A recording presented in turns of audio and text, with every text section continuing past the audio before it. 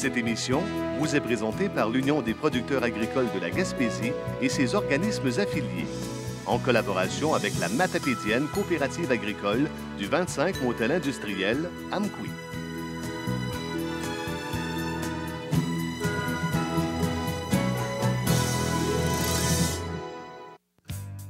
Votre marchand New Holland, la Matapédienne d'Amqui, l'expertise des vrais professionnels de la machinerie agricole. Jetez un œil sur les tracteurs New Holland et l'équipement de fenaison et fourrage tracté. Sur les andonneuses automotrices et fourragères. Les épandeurs et chargeuses à patins guidés. Que ce soit pour de l'équipement neuf ou usagé, vous serez toujours bien servi avec les produits New Holland. Disponibles à la Matapédienne, au 25 rue Armand-Saint-Clair, Amqui. Bonjour. Aujourd'hui, à notre émission, nous accueillons M. Pierre-Luc Desjardins du groupement coopératif forestier Baie des Chaleurs. Bonjour, Pierre-Luc. Bonjour, Marc. Ça va bien? Oui, toi. Donc, ingénieur forestier, nouveau directeur régional, général, c'est bien ça? Oui, oui. Donc, on est ici sur place pour parler d'aménagement forestier, mais qui a une préoccupation particulière, c'est au niveau faunique. Oui. Quand on fait de l'aménagement comme ça, c'est comment qu'on procède ou c'est quoi qui est à la base de ça? La base de ça, c'est sûr, c'est les objectifs du propriétaire. Nous, on travaille tout le temps avec les propriétaires, nos membres. Dans le fond, le propriétaire ici avait une préoccupation au niveau des habitats fauniques et aussi, il voulait développer forestièrement son lot. Pour ça, on a réalisé un plan d'aménagement qui tient compte des deux activités. Et ça, là, pour faire ce plan-là, il y a du financement qui est obtenu, qui vient de où? En gros, le gros financement, c'est le propriétaire qui paye pour ça. Oui. Disons, environ 80 du coût du plan, c'est le propriétaire. Puis la Fondation de la Faune qui subventionne dans l'équivalent d'environ 20 là, pour ce plan-là. Qu'est-ce qui différencie d'un plan d'aménagement forestier à un plan d'aménagement forestier et faunique? Nous, nos plans d'aménagement forestier, on les fait toutes forêt-faune. Le groupement, on a pris cette décision-là pour les plans détaillés qu'on appelle. OK. Le propriétaire a toujours deux choix. Il y a un plan qui est détaillé, qui est forêt-faune dans notre cas, et numérique, c'est un plan qui est fait au bureau, là. C'est sûr, c'est beaucoup moins cher. Ça répond à une autre clientèle qui est peut-être plus forestière. OK. Puis quand on veut faire ce plan-là, qui intervient? Il y a l'ingénieur forestier, puis après ça, est-ce qu'il y a d'autres professionnels? Oui, le plan forêt-faune, il y a un technicien forestier qui est mis en contribution et bien sûr une technicienne en biologie. Bon, ici, qu'est-ce qu'on a fait et qu'est-ce qu'on a décidé? Ici, on a fait un plan d'aménagement forêt-faune qui tenait compte des habitats hivernaux pour le cerf, bien sûr. Puis, on a intervenu pour récolter du bois, c'était un des objectifs du propriétaire, et mettre en valeur son lot, construction de chemins pour l'accès, et conserver des habitats fauniques là, pour le cerf et en améliorer aussi les habitats, l'entremêlement, nourriture, abri.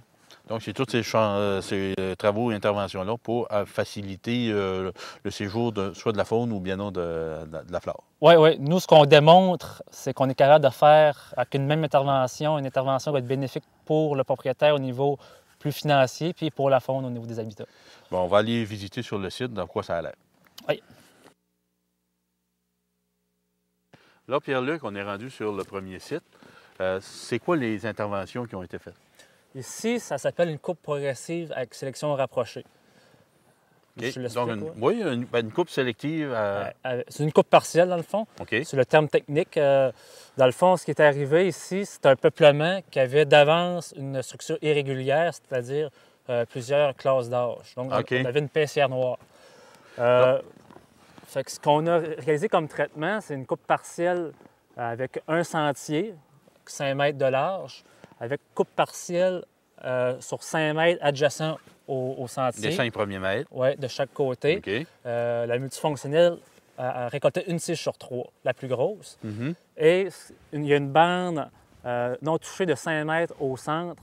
Ce qu'on peut voir ici, on voit une étage dominante, une étage co-dominante qui est les bandes de coupe partielle et le sentier qui a été récolté. Donc, c'est 5 mètres, 5 mètres, 5 mètres.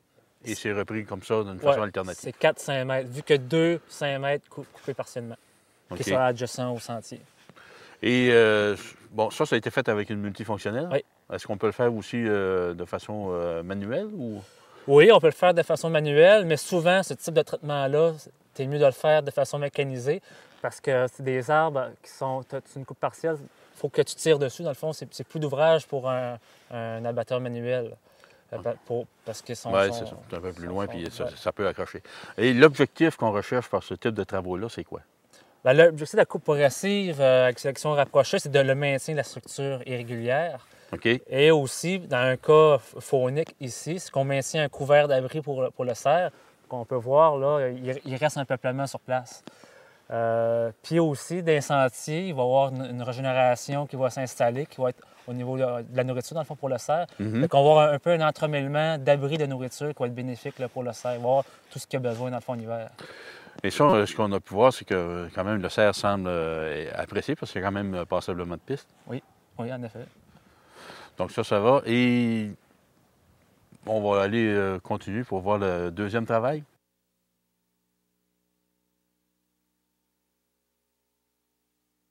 Donc ici, Pierre-Luc, on arrive sur le deuxième site où il y a eu un deuxième traitement. Oui. Donc, un peu, c'était quoi les particularités, puis qu'est-ce qu'on a fait? OK. Au niveau du plan d'aménagement, ce qu'on a observé, là, c'est que c'est un endroit vraiment propice pour l'habitat hivernal du cerf. Oui. Puisqu'on a une cédrière, sa capacité de rétention de la neige est beaucoup supérieure au sapin ou à l'épinette. Puis, on avait un problème au niveau de la nourriture pour le cerf. C'est un peuplement qui est trop fermé, donc il n'y avait pas de disponibilité en nourriture. Mais il y avait quand même un bon potentiel d'abri. Et le propriétaire, lui, avait des objectifs de production forestière. Ça coïncidait avec le traitement faunique aussi. OK. Ce qu'on a réalisé ici, c'est une coupe partielle. On a donné comme consigne de répartir des sentiers aux 25 mètres. Fait que ça, OK. c'est plus non conventionnel. Ce qu'on voulait là-dedans, c'est prélever le moins possible de cèdre. Parce que bien sûr, qu'on fait un sentier, il faut couper toutes les arbres qui sont dedans. Fait qu'on voulait couper le moins possible de cèdre. On les a plus espacés. Et on a récolté tout ce qui était sapin, épinette. OK. Pas tous les sapins épinettes parce que vu que les sentiers étaient plus espacés, la multi avait On une ne pouvait pas aller à portée, une certaine ouais. c'est Fait que ça, c'est correct parce que ça assure encore une présence de ces espèces-là dans le peuplement résiduel. Donc, on peut voir, on voit que l'achalandage du chevreuil est quand même beaucoup plus importante que dans l'autre traitement. Oui, c'est comme je disais, là, c'est un secteur vraiment stratégique pour le cerf en raison de la capacité du cèdre là, à retenir la neige et à avoir un habitat propice pour le cerf en hiver. Donc, ici, ce qu'on voulait regarder, c'était le peuplement de cèdre. Oui, on voulait maintenir l'essence occidentale, dans le fond, le cèdre. Et au niveau du prélèvement d'épinette, est-ce que ça justifie l'intervention? Le prélèvement justifie l'intervention, bien sûr, parce qu'il y avait un nombre de mètres cubes intéressant à soutenir de là, un revenu intéressant pour le propriétaire. Le traitement a été financé en partie parce que sans financement, il aurait été impossible de rentabiliser l'opération ici, vu que le prélèvement n'était pas assez important.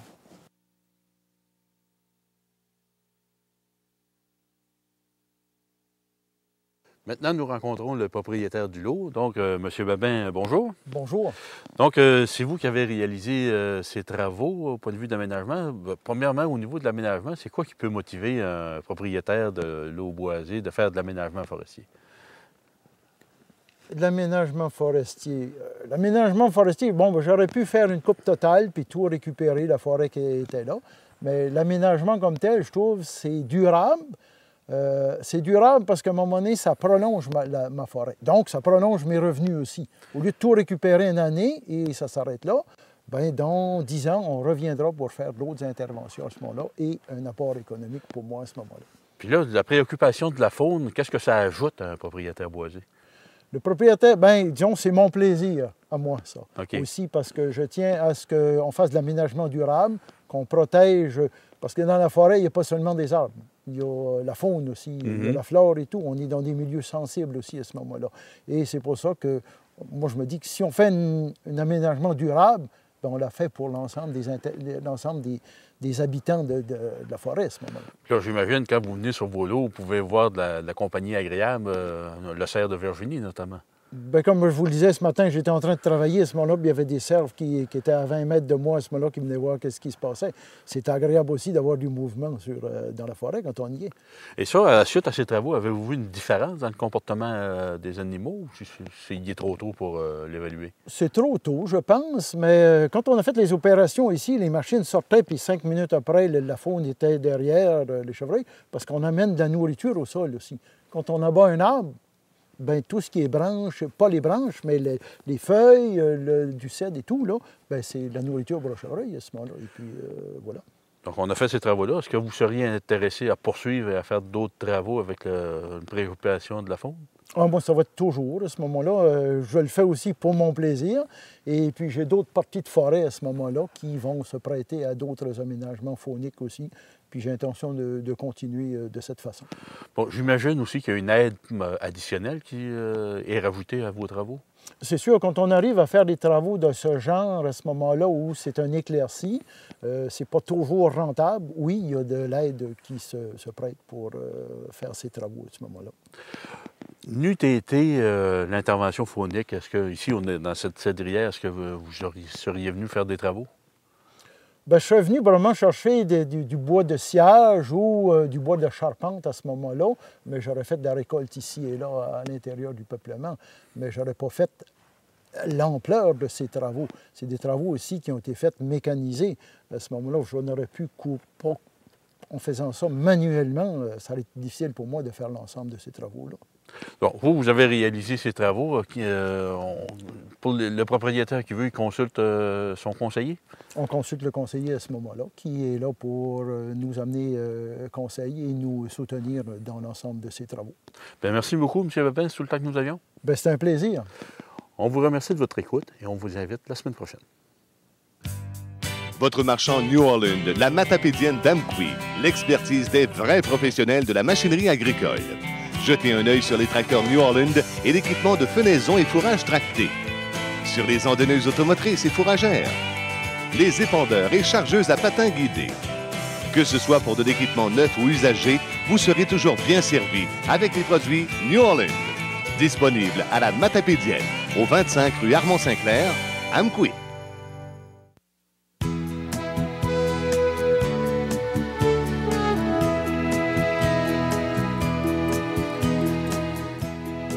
Cette émission vous a été présentée par l'Union des producteurs agricoles de la Gaspésie et ses organismes affiliés, en collaboration avec la Matapédienne coopérative agricole du 25 Motel industriel Amqui.